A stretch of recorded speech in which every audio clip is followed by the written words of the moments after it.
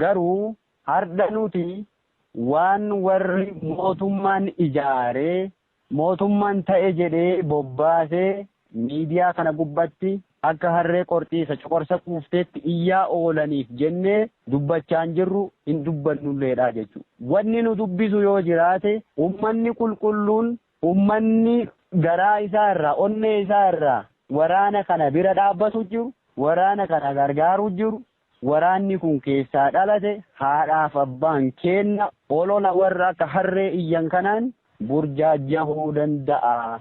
Haala biraa keessa seenuu danda'atu har'a wareegama jaallanii baanee akka dubbannu nu godhu. Wareegama jaallanii afaan kennaan baanee miidiyaa irratti haasa'uun ammoo wareegama lammaffaadha. Oromooti waboo. Inni Oromiyaa walaabanii jaala.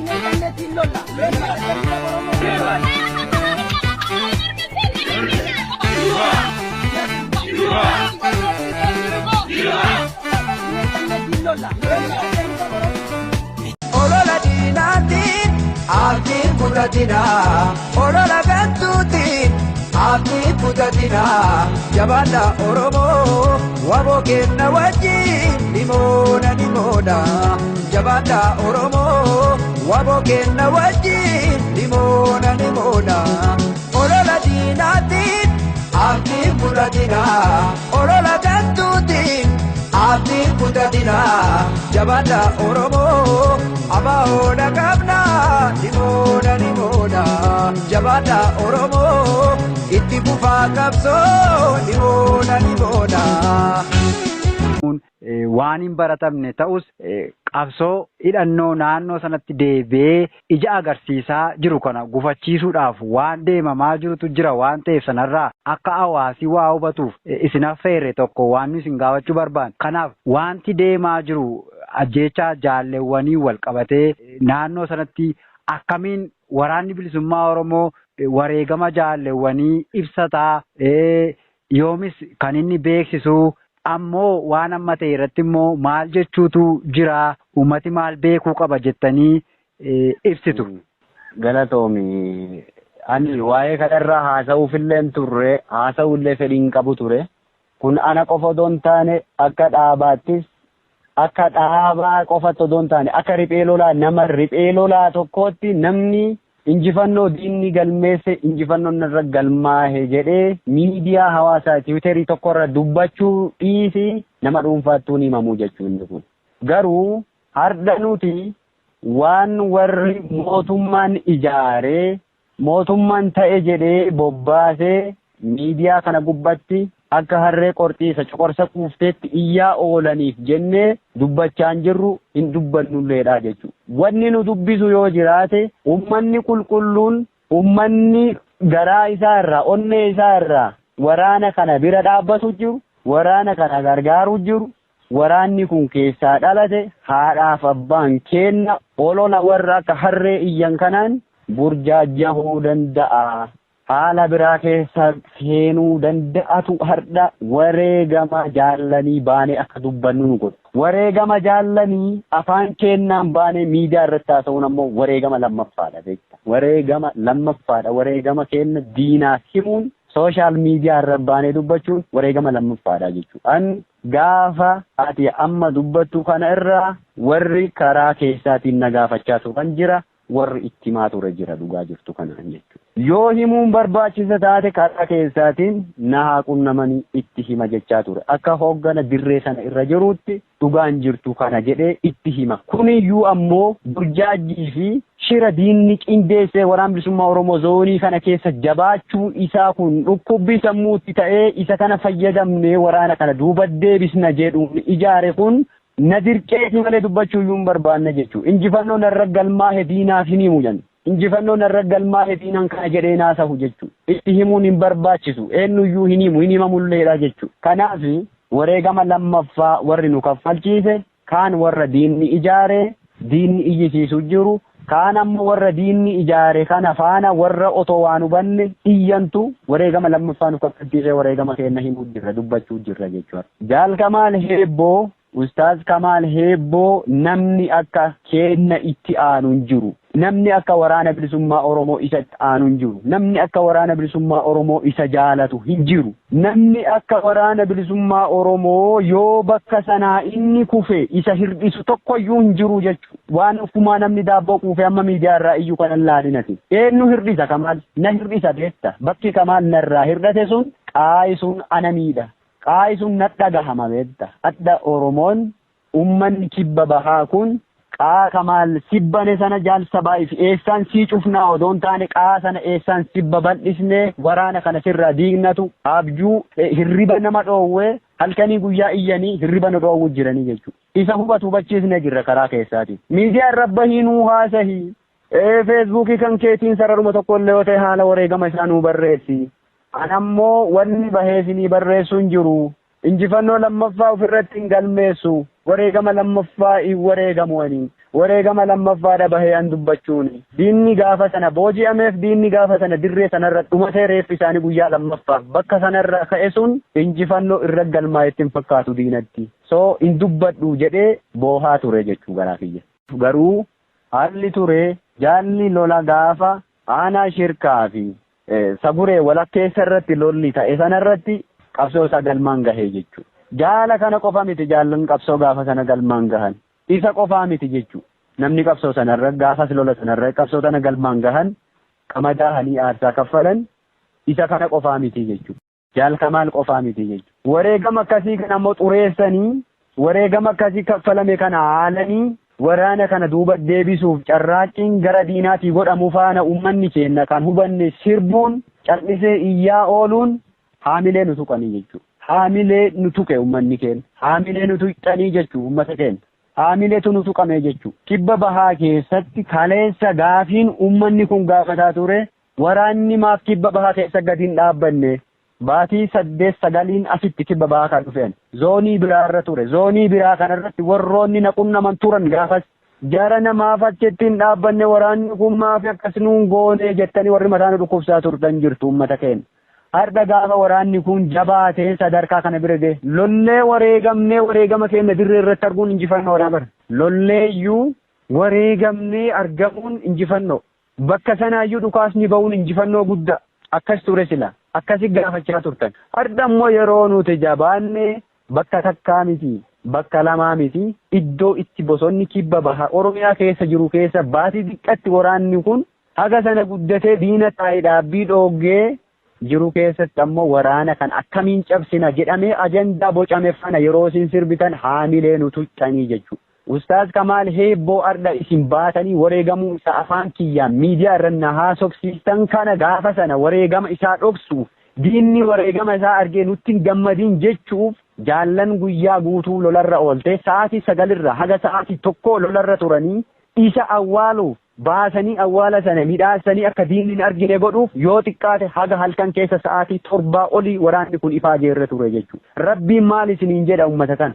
Maal isiniin jedha rabbi jala deemtanii rabbi jala teettanii waan hubatamuu qabu maanan gaafanne maanatti nan bilbil miidiyaan rabbaate maa iyyita miidiyaan rabbaate maa diina faana sirbita hoogganni naannoo sanii bilbila isaa nuu kenna waan akkasiitu dubbatamaa jira adda baafanne maaf hin jenne waan nama ajaa'ibu waan nama dhibu har'a yoo viidiyoo suuraa poolisoota gaafa sana boojinee maxxansine bifa fuula isaanii kalarii jijjiirtanii inni isa kana jettanii dubbattan ceerri haga kana caale hin jiru jechuudha. Nu ceersitanii jechuudha. Dhugaa isinitti himaan. Ceera guddaadha jechuudha. Mataa gadi nu qabdan hamilee nu cabsitanii jechuudha. Gaafa suurri viidiyoo diinaa dhufee kalariin jijjiirame inni kana jedhamu akka ajandaa diinni bocee maa nu banne. Haga ammaa sa'aatii kanaatti namni nu banne jira. Namni mee addanuu haa baasuu isa nuu dubbisaa jedhu jira jechuudha. Maal waan ta'u jirurraa addan baafattu ati ilaalte? Mul'ataa jira bar. Viidiyoo diinaa barbaasanii isa jechuun jiranii bar. Jaala wareegama isaa baasnee awwaallee bakka itti goonee biraa deemnee reeffi isaa galee dalloo maalii jira jechuun jiranii bar. Galee maatii isaa bira jira jechuun jiranii bar. Wareegamni isaa achi galeera jedhamu jira bar. Viidiyoo yeroo harka isaa duubatti hidhanii rasaasaan nama jahatu rasaasaan rashane jedhamu faatu dubbatamaa ture bar. Maan baasne ree viidiyoo sana warri sun? Maaf hin baasne viidiyoo sana? Kijiba haga kanaattu deemu jira bar. Kijiba haga kanaa jiru eenyutu nu gaafate? Eenyutu bilbilee nu gaafate? Aishaa Goobanaa kaleessa boo'aa turte. Jeneraal Aishaan boo'aa turte jechuudha. Jalli sun Imimmaan isiin boohaa turte sun namatti hin dhagahamne jechuudha. Namni hin beekne jechuudha. Jaalli sun karaa keessaatiin nama nu gaafatee irra nurraa hubate keessaa nama tokko. Namoonni gameeyyiin jajjaboon akka isii jira jechuudha. Warri karaa keessaatiin nurraa hubatee gaafas nu gadda akkanaatti nu jira jennee hubachiifanne jira. Ummanni kun ummata keenya otoo wanna qabatamaa hagasii argitu, otoo haala akkasitti diinni deemaa jiruun akka ajandaa diinni bocee otoo argitu, wanni isin taatan mataanuu cabse rabbii jala deemtanii wareegama jaal Kamaal Heebboo xureessitan. Lammaffaa Kamaal Heebboo waan amantaa musliima ta'eef ajjeesanii jettan, waan arsii ta'eef du'ee jettan. Ana amantaa kiyyan beeka eenyuyyuu. Fakkeessaa fi mitii bar waggaa waggatti gaafa iida kabajinu suurri kiyya akka sooshaal miidiyaa irra hin jirre hin jiru. Fakkeessaaf maxxansaan turre bar gaafasiyyuu akka diinni uummata kana karaa amantaatiin dhaaba kana jibbisiisuuf yaalii cimaa inni godhaa ture beenna beektanuuti. Addi bilisummaa Oromoo amantaa kamuu maxxanfatu kamiyyuu ammoo hin jibbu. Kabajaan amantaa kamiifuu godhama dhaaba keessatti. Namni kamuu amantaa isa kaleessa mana isaatti qabu as keessatti hin qaba hin geggeeffata namni isa dhoowwu hin jiru. Fakkeessiif nu argaa fi mitii ka maxxansaa turre suura sana beekta argaa turtan ture suurri miidiyaa kana guutuurra jira suura miidiyaa irra jiru kiyya otoo hin taane waraanni bilisummaa Oromoo yeroo hunda yoo inni hiriiree saffaa guutee salaatu argaa turtan jedhan maaliif kun ajandaa diinni boceen sirbuun ajandaa diinni boce faana deemuun kun haga yoomiitiif ta'a haga yoomii akkasitti deema haga yoomii shakkii qabsoo dirree keessatti haga yoomii shakkii dirree keessaa kanaan ummanni kun mataa wal dhukkubsaa oola bira darbee nu dirree jirru jiruuf jireenya keenya dhiisnee rakkoo keessa jirru dhiphisuun haga yoomiitiin gaafii guddaa jechuudha. Haga yoomii akkasin akkasi dhiphattan haga yoomii isin akkasi nu dhiphistan an hin beeku. Waan Kamaal Heebboo irratti rabbiin olaane rabbiin guddaan irraa isin gaafataa jechuudha. Warri hadha reeffa isaa boqonnaa dhoowwitanii nu'uu inni irraa kufee qaanu baname madaa keenya tuttuxxanii boqonnaa nu dhooggitan rabbiin tokkichi gatii keessan isinii kaffala jechuudha. Gatii keessan ammallee rabbi isin hin dhabinii jechuudha. Gatii Kamaal Heebboo irratti isin taphattan reeffa Kamaal Heebboo isin irra dhiichiftanii diina irraa dhiichisiisuu jirtan kun rabbiin tokkocha ta'e gatii kana isin hin dhabu jechuudha. Gatii kana isin hin dhabinan waan biraan jedhu jechuudha.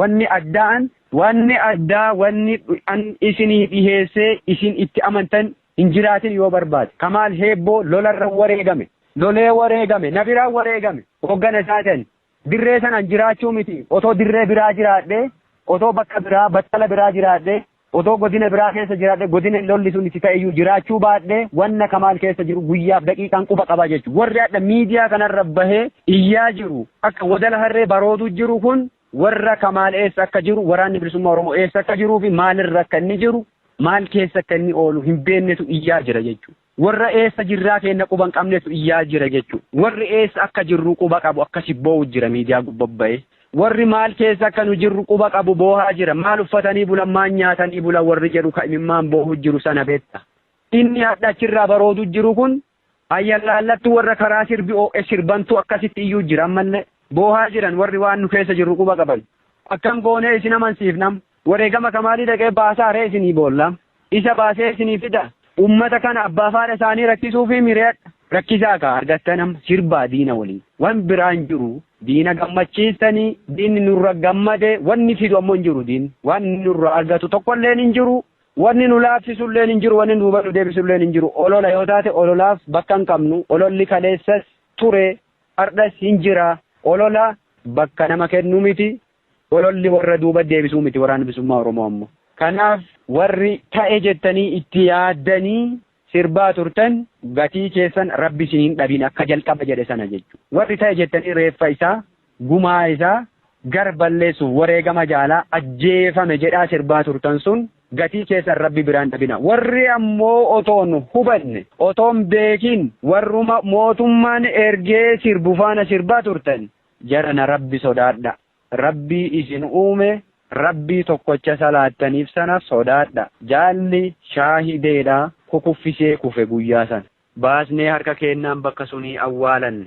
Iddoo keenne sana itti quufuu dadhabnee eega achii deemne lammaffaayyuu achi deebinee baafannee awwaalanne. Adda abbaa faati kenna, firoottan kenna, deeggartoonni kenna onneen gubatu bor awwaala isaanii arguu danda'a yoo nu duuneyyuu.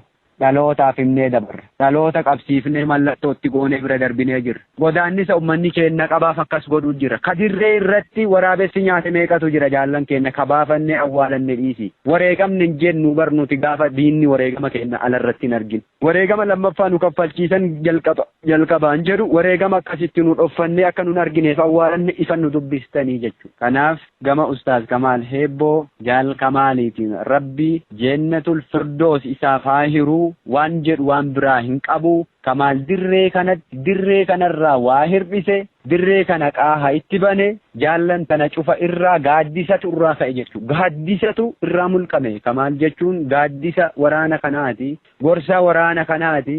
Abbaa naamusa waraana kanaati namni kun. Naamusa isaa irraa waa hedduu barata waraanni kun. Jaallan bar waraana wareegameef hin boohani himimmaan boohaa fi turree bar. Kaadhaati xurumbaa afuuftuu miti qilleensa kanarra baate bakka jirru iyyuu kan beenu. Kanaafi warri irra deebi'ee ammallee warri shiira kan kalaqxanii ta'ema jettanii waraana kana diiguuf yaalii akkasii gootan gatii keessan rabbisinii haa kaffalu. Warri ammoo tolaan burjaajaa turtan haalli jiru kana fakkaata. Gama biraatiin waraana bilisummaa Oromoo bifa kanaan cabsina jedhee warri sirbaa jirtaniif sirbuuf asii achillee jirtan wallaahi wabillaahi rabbitti isinii kakadhe waraana kana daqiiqaaf sekendiif duuba deebisu sadarkaa inni irra jirurra duuba deebisuu miti maayikiroo sekendiif sochoosuun akka hin danda'amne cimsitanii beekuuf hubachuu qabduu isiniin jedha. Waraanni kun xiiqeffatee jabaatee bakka inni itti wareegame maaliif akka inni wareegame yoo xiqqaate bar ergasii lola lama jajjabaa lole achirra waraanni kun lola ciccimaa lama lole lola guyyaa 12 fi lola guyyaa 18 lola ciccimaa lola jajjaba wareegama nama kaffalchiisuu lole dachaan baasaa ture gumaasa dachaan baasu jira hardhalle dachaan baasu jira jechuudha. Ammas borulle yoo ta'e bakka inni itti wareegame isa qofa miti jaallan nurraa kufan imaanaa isaan nurra gatanii deeman ba'aa isaan nurra dhiisanii deemaniif ololli nun laaffisu. An akka jaalsa baay'ifit kibba bahaa dhaladhee kibbuma bahaatti ammoo wareegama qulqulluu ittiin shakkanii sabaayif qorachuun na haa laaffisu haamilee na haa tuqu malee imaanaan jaallan narra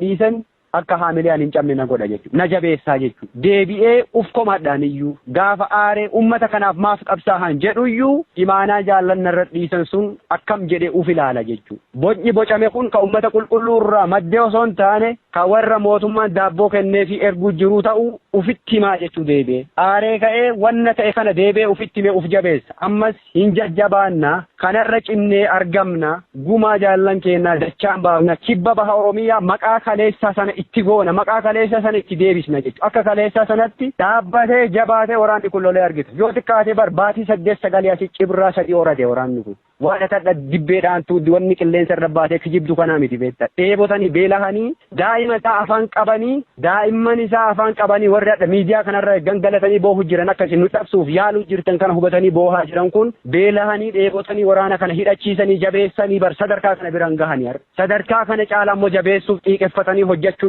hojjetaa jiran biyya keessaa falaan irratti hojjechuu jiranii jechuudha. Jabeessaa jiran jabaataa jira waraanni. Ayyee gaaffii keenya gara goolabaatti geessineerra mee gama tokkummaa uummata Oromoo akkasumas tokkummaa qabsoo Oromootiin wal qabsiistanii uummanni Oromoo haala hundumaa diddaa qabsoo keessatti geggeessaa jiru hidhannoo tumsuun wal qabatee haalota tokko irratti waan gabaabaa nuu jedhaati. Gaaffii keenya goolabnayyee. Gama tokkummaa uummata Oromootiin inuyyuu yoo duubanna deebisuu baate dhimma wareegama Ustaaz Kamaal Heebboo biratti waan tokkummaa uummata Oromoo sharafu hedduutu ka'aa ture jechuudha. Wallaggatti ajjeese, Ebalutu ajjeese, Harargeetti achi keessa du'e, Arsiitu maalii ta'e, Jinnitu akkana ta'e, Rabbi sodaadhaa dhiiroo. Nuti kabaaneef uummata Oromootiif Oromiyaaf qabsaa'u jirra. Biyya walaba taate Oromiyaa tarree addunyaa dhaabuuf qabsoo godhu jirra. Uummata Oromoo bal'aaf lolaa jirra. Oromoo keessaa dhalanne, gandaaf hin dhalanne, ollaaf hin dhalanne, ollaan beeknu, gandan beeknu, nu kabeennu Oromiyaati. Odoo gandaaf lolla ta'e, odoo kutaaf lolla taate. Maal gooti ijoolleen Arsii iddoo biraati. Maal gooti ijoolleen Shawaa ijoolleen giddu galeessa Arsii irra maaf loltee wareegamti. Ijoolleen Arsii maaliif Wallagga irra loltee wareegamti. Ijoolleen Harargee maaliif Boorana irra loltee wareegamti. Ijoolleen Gujii maaliif Arsii irra loltee wareegamti. Maaf wareegamu jiru. jaallan godina biraa loltee kibba baa kana keessa wareegamaan turre lola gaafa 2021 keessa jaallan dirree irratti wareegamne gaafa lola kaambii eeban dhubboo lafa jedhamtu ka gaafa kibba bahaa dhufee yoo baay'ate torbee tokko anin turii lola nurratti irratti jaallan wareegamne dirree irratti ummanni kaaseen awwaallee ijoollee san jaallan sun jaalli takka shamara wallaggaati arsii ajjeese maan jedhin wallagga gaafas jaalli tokko harargeen maasiin ajjeese nuun hin jedhin dirree gubbaa wareegamanii bar wareegama sana baafachuu dadhabnee gangalannee baanee bar iddoo sanarra deemnee galle bosonatti baalarra cabsannee biraa deem achii baasee ummata Oromootti awwaale beetta maanuun gaafatin gaafa sammuu keessa iddoonni jiru laala bakka jirru argitanii maafin gaafatin gaafa sana rabbi sodaadha shakkiin kaleessa yoo jiraate jira shakkii kaleessa sana har'a gaffiddanii nuun hin jeeqina shakkii kaleessaaf dhiisi nama kaleessa yakka sana hojjete gaafadhu bakka barbaadde nun jeeqin har'a immoo gadi dhuftee asitti shakkiin kaleessa isin achi waliin bukeessan achi waliin jeeqan sun ka diinni ajendaa godhee ummata kana gargar dhiibu sun kaleessa jechuu inni har'a qabsoo qulqulluu godhu jirra waan kaleessa warri qabsoo gane dalageef har'a immoo as keessa shakkii uumanii qabsaa'ota xureessuun ta'uun qabu beekuu qabdan kana hubachuun barbaachisaadha jechuudha. Kana hubachuun ammallee nurraa eegama jechuudha. Tokkummaan uummata Oromoof tokkummaan jaallan kana akka hin sharafamne dura dhaabbannee laphee keenya kenninaaf jechuudha. Adda keenya kenninaaf jechuudha tokkummaa uummata Oromoo kan sharafamuuf. Tokkummaa jaallan keenya kan sharafamuuf adda keenya kennineef itti wareegamnee dabarraa jechuudha. Tokkummaan jaallan kanaa hin sharafamu, tokkummaan qabsaa'otaa hin sharafamu, tokkummaan uummata bal'aa hin sharafamu jennee adda keenya kennuuf jira. Magarsaa bariifamaa gammoojjii shinnigaa keessa iddoo tokko wareegaman odoo gandaaf qabsaa'anii. Odoo amantaaf qabsaa'anii maaf iddoo tokko dhumatan gaafas maaf amantaa wal qoodanii deem maaf kutaadhaan wal qoodanii wal biraa yaa'in gaafas irbuu akkasii qabnaa bar irbuu haga sanaatti nu bira jiraa bar amaanaa hagasii qabnaa bar ofirraa nuti dhaloonni kun warra isaan sana yaadataa qabsaa'uu bar nuti warra waan gantoonni hojjetan sana yaadataa qabsaa'uu miti nuti waan gantoonni kaleessa hojjetanii bahan sun gaafa carraan nu dubbise dubbanna har'a immoo qabsoo qulqulluu godhuu jirra waan qabsaa'onni qulqulluun dalagan sana yaadataa hojjechuu jirra qabsaa'uu jirra jechuudha. Kanaaf gama tokkummaa uummata Oromootiin qabsoo bilisummaa Oromoo keessa dabni jiru, qabsoo bilisummaa Oromoo keessa shirri jiru, qabsoo bilisummaa Oromoo keessa wal qooddaan jiru hin jiru jechuudha. Qabsoo bilisummaa Oromoo keessa dhimma amantaa wal dhiibuun jiru tokko illee hin jiru. Kana miidiyaan kun guutuun argaa jirtan miidiyaa kana gubbaarra waan ta'e oolu cufa quba qabdanii argaa jirtanii jechuu. Kanaaf gama amantaatiin illee yerootti akka salaannee hatta guyyaa jumaa keenya kabajinee salaannu sooma keenya waggaa waggaatti kabajinee soomnee dabarsuu jirra jechuudha argaa jirtan karaa amantiitiin yoo shirri isin dhufe yoo diigaan wayii isin dhufe amantaatu jibbama amantaa akkana godhama jedhe laala profaayila keenya jala deemaati nu dubbisaa bilbilaati isinitti himna dhugaa jiru jedhana isin hin sobnu rabbi sodaaf dhugaa dubbanna dhugaaf manaa baanee bar dhugaadhaaf bosona kana jirra dhugaadhaaf rakkoo keessa jirra dhugaadhaaf rakkachuu jirra ufii rakkannee maatiin keenya bar bilisaan jiraataan jiran rakkachuu jiranii bar nu rakkanne har'a qabsoon nuti irra jirru addaa jechuu nuti qabsoofne maatiin keenya naafne qabsoorra jiran manatti qabsoorra jiran maatiin qabsaa'otaa qabsoo jiru qabsoo addaa godhu jirraa bar naftanyaa waliin PP waliin qabsoo addaa godhu jirra Oppidoo waliin qabsoo addaati jirram kaleessa gaafa wayyaanee sana qabsaa'aa bahe qofatu dhufaasaa ture qabsaa'aa bahe qofatu rakkataa ture har'a immoo qabsaa'aa bahee fi uummanni manatti hafelleen kita qabsoo godhu jirra qabsoo akkanaarra jirra dharri nu dubbannu hin jiru sobni nu wal haalluun irra dibaa nu dubbannuuf hin jiru maaliif rabbi sodaanna dhugaa manaa baaneef sana sodaa namaa tokko illee hin qabnu jechuudha sodaa namaatiif akkas ta'e jedhanii wal sobanii bira darban sun hin jiru tokkummaan uummata kanaa tokkummaan jaallan tanaa jaallan irbuu shinnigaa sana yaadachuu qaba jaallanis ummanni bal'aanis jaallan gaafatan amantaaf kutaan waliin qoonu jedhanii iddoo tokko wareegaman sana yoo yaadanne gahaadha isa kana yaadachuun gahaa dhimma tokkummaa uummata Oromoo irratti kanuma wallagga arsii ajjeese arsii wallagga ajjeese harargeen ebal akkas godhe ebal akkan ta'e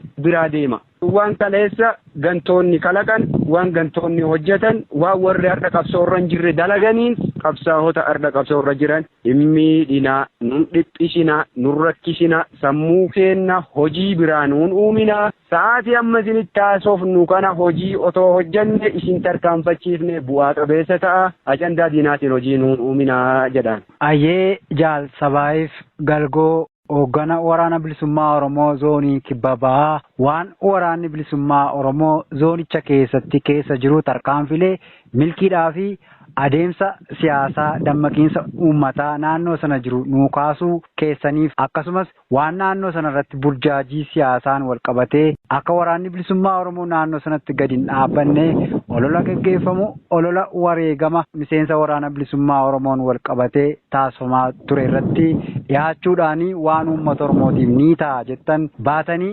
dhaggeeffattootaaf daawwattoota Oromoo bal'aa waan keessanii maqaa dhaggeeffattoota daawwattoota keenyaan irra deebi'een guddoo galatoomaa siniin jedha. Anis galatoomii horii bulii ayyaanni bilisummaa wal nu agarsiisu siin jedha maqaa qabsaa'ota zoonii kibba baha Oromiyaa jiran hundaan galanni kan ka'e bilisummaaf walabummaa Oromiyaa si haa ta'u jedha horii bulii fayyaa ta'e.